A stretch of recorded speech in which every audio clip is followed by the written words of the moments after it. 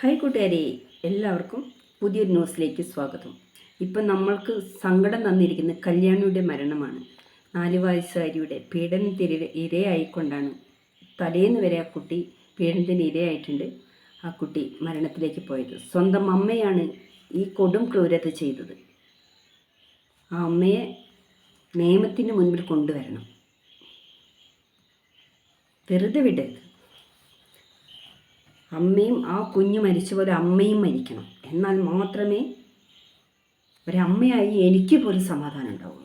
അപ്പം നമുക്ക് ആ ന്യൂസ് ഒന്ന് കാണാം. കൊല്ലപ്പെട്ട 4 വയസ്സുകാരി പീഡന വിവരം അമ്മയോട് പറഞ്ഞിരുന്നുവെന്ന പ്രതിയുടെ നിർണായക മൊഴി. അമ്മ ഇക്കാര്യം ദേഷ്യത്തോടെ ചോദിച്ച് തല്ലിയെന്നും പ്രതി പറഞ്ഞതായി റിപ്പോർട്ടുകളുണ്ട്. യുവതി പീഡന വിവരം മറ്റാരെയും അറിയിച്ചിട്ടില്ലെന്നാണ് പ്രതി വിശ്വസിച്ചിരുന്നത്. എന്നാൽ മകൾ പീഡനത്തിനിരയായ വിവരം യുവതി ആരെയെങ്കിലും അറിയിച്ചിരുന്നോ എന്ന കാര്യത്തിൽ വ്യക്തത വരാനുണ്ട്. മരിക്കുന്നതിന് തലേ ദിവസവും കുട്ടി പീഡനത്തിന് ഇരയായിട്ടുണ്ട്. തൊട്ടടുത്ത വീടുകളിലാണ് ഇവർ താമസിക്കുന്നത്. അടുത്ത ബന്ധുവായതിനാൽ തന്നെ ആരും സംശയിച്ചതുമില്ല. 1.5 വർഷത്തോളം ഇയാൾ കുട്ടിയെ പീഡിപ്പിച്ചിട്ടുണ്ടെന്നാണ് വിവരം. അമ്മയുടെ മൊഴി തന്നെയാണ് കേസിൽ നിർണായകമായത്. പോസ്റ്റ്മോർട്ടം കഴിഞ്ഞ ഉടൻ തന്നെ കുട്ടി പീഡനത്തിനിരയായ വിവരം ഡോക്ടർ റൂറൽ SP അറിയിച്ചിരുന്നു. അദ്ദേഹം ഉടൻ ചെങ്ങമനാട് പോലീസ് സ്റ്റേഷനിലെത്തി കുട്ടിയുടെ അമ്മയെ ചോദ്യം ചെയ്തു. ഒരാളെയായിരുന്നു കുഞ്ഞിന് ഏറ്റവും പ്രിയപ്പെട്ടത് എന്ന് യുവതി പറഞ്ഞിരുന്നു. പ്രിയമെന്ന കുഞ്ഞിനെ രക്ഷിക്കാൻ കഴിഞ്ഞില്ല.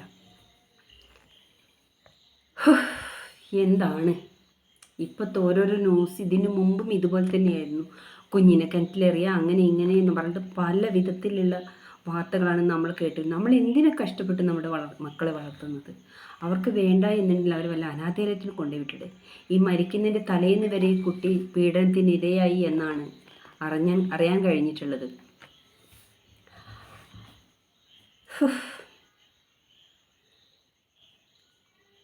കേരള ജനത ഒരുപാട് വേദനിച്ചു.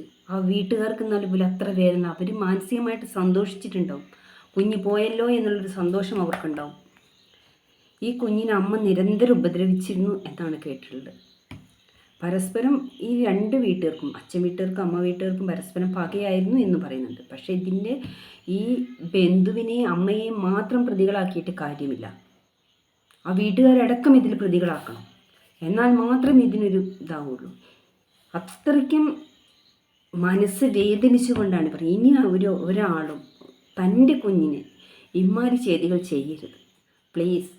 വേണ്ട എന്നുണ്ടെങ്കിൽ എത്രയോ അനാഥാലയങ്ങളുണ്ട്, അവിടെ കൊണ്ടിടുക. അവരവിടെ വളർന്നോട്ടെ, അവർക്ക് ആവശ്യമായ രീതിക്ക് അവർ ജീവിച്ചോട്ടെ. നാണക്കേട് എന്ന് പറഞ്ഞു കഴിഞ്ഞാൽ നമ്മൾ എന്ത് തെറ്റ് ചെയ്താലും നമുക്ക് നാണക്കേട് ഉണ്ടാവും. അത് ഇന്നല്ലെങ്കിൽ നാളെ നമുക്ക് മാറിക്കിട്ടും. അതുപോലെ അങ്ങ് കരുതിയാൽ മതി.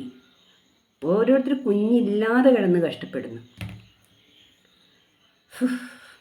വല്ലാത്തൊരു കഷ്ടം. അതുപോലെ ഇവരെയും കൊല്ലണം.